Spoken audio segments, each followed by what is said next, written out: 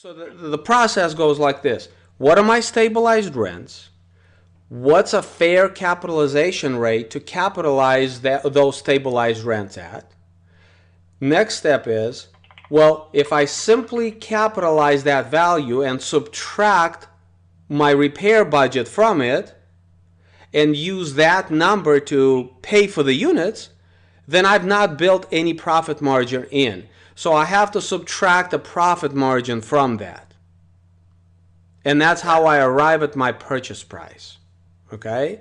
So I am taking you back there logically to remind you that you've already made an offer. You are already under contract, and yet you don't know your profit margin or your budget for the rehab. Do you see a conflict with that? Yeah. All you've done was arbitrarily capitalize a value, but you haven't included your repair budget. You haven't subtracted it from that fair market improved value, and you haven't paid yourself for the work of doing it, getting it there. Make sense? Yep. So there's a problem there. There's a conflict there. Now, if I tried to tell you this in the first session, you would have been like, huh? What? What are you talking about? Now you understand a little bit now. Okay? So I don't know what you are under contract at and how it shakes out with, with us continuing here. But you may need to consider that seriously. Yeah. Okay. That makes a lot of sense. As of now, we're not under contract just yet. Just perfect. Back and forth. Perfect. Okay. Then it's not too late. Okay. Yeah. So on this page, this front page, what we have is stabilized operations. This last column, this column right here on the right, this is stabilized operations, and it gives us the stabilized net operating income, which we then capitalize and kind of, if you can believe it, what you see on this front page is our equivalent of back of the napkin math, okay? Because what makes it complex is the fact that, yes, this may be stabilized, but it's not stabilized yet. And it's going to take some time to get there. And what's going to happen between now and then, and what's going to happen from then on, if we're going to be professional about how we approach this, we have to be able to plan that out. It doesn't necessarily have to happen according to plan, but we at least have to map it out so that we know as we go, we can check and see how well we're doing. So that's where the next page comes in, and it is the income summary page. Okay? And this is going to take a while, and I'm going to go line item by line item. You take notes, and we'll just do as well as we can with the time we have. The first point I need to make is if you're often enough, whenever some utility isn't separately metered, one of the value adds is you bill it back to the tenant. So for instance, if you pay for the water and sewer and garbage and you want to send them a bill for $99 a month, if your market allows you to do that, in other words, it doesn't do you any good to do that, but the lower rent. But if other landlords in your marketplace are doing that, then that's something, either RUBS, RUBS, or some other kind of bill back. Well, when you project your income and expenses, you have to understand that both, in all likelihood, grow. I shouldn't say that. You shouldn't have to understand. You have to understand that your expenses are going to grow. There's just nothing you can do about it. All of the utility companies, all of the contractors, all of the servicers, everybody is going to grow in their value to keep up with inflation, at least, maybe more. So you have to incorporate that into your underwriting. Okay? And that's here at the top. It says expense growth, and for this I chose 2% growth. It seems to work okay in that city. As far as the income, that's a very important question. Unless you are growing, let's put it that way. Since the income is greater than expenses, you would hope, okay? Then even if both only grow by 2%, you are still going to be opening up the delta, which is the net operating income, every year, because the baseline number was higher on top than it was on the bottom. So both of them growing at 2% exponentially over a period of time will compound to a larger delta. That makes sense, right? Yeah, makes sense. However, it's really, really hard to make numbers work any good in a market whereby rents cannot grow faster than expenses. Okay. So one of the things, I'm not saying it's impossible, but one of the things that defines a market that you can call a pig, I've written a lot of articles about pigs. You have houses that are pigs, you have apartment buildings that are pigs, you have markets that are pigs. A pig market is whereby you can't, because of the economics of the market, you can't increase rents any more than you can increase expenses. So basically 2%. Yes, it's enough to break even with inflation, but you really need more to be happy with the investment you're making long term. Okay? So the first question to figure out on this page is, how much are the expenses growing?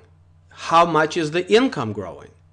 Now, the only other piece I need to mention now is that, at least in my formula, anything to do with growth of utility reimbursement income and other types of income, such as application fees, dog fees, laundry income, things like that, I only grow that income at 2%. So I only grow that income to keep up with inflation. I don't try to outpace on that auxiliary income. I don't try to outpace inflation, okay? But my rental income hopefully will grow faster, okay? So if you look at, ready? Yeah. Okay. Okay. So if you look at year one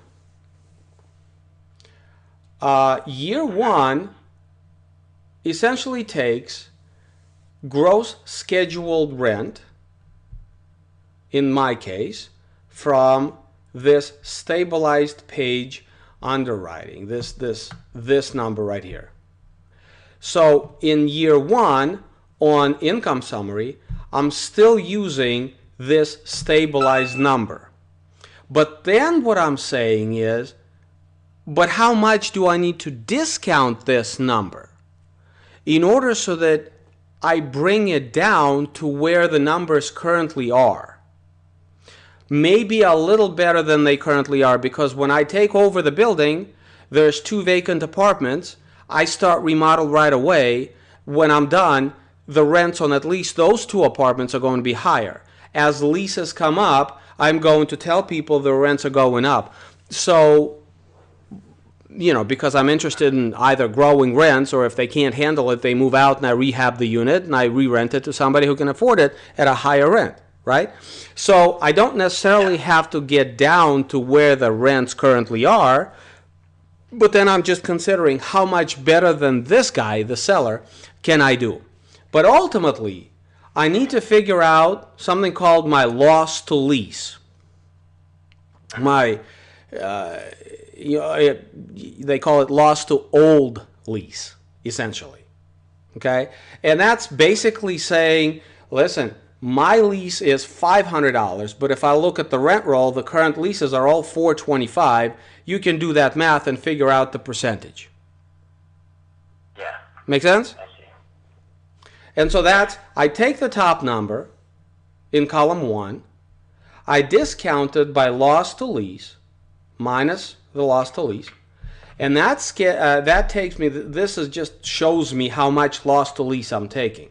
I'm taking $265,000 of loss to lease in this particular case. Now, I will also tell you that there's another page called loss to lease and vacancy right here. And it's a very specific, it times and it includes the rent growth, and it brings units online at higher rent and kind of blends. You don't need that. For a 40 unit, it's, you can kind of do the math simpler. I don't want you to overthink it. Okay? You're not buying a $10 million thing.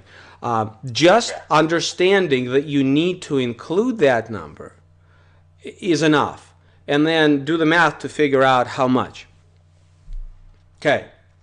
So essentially, when I subtract that scheduled allowance for loss to all lease from my projected stabilized income, I get this gross potential rent.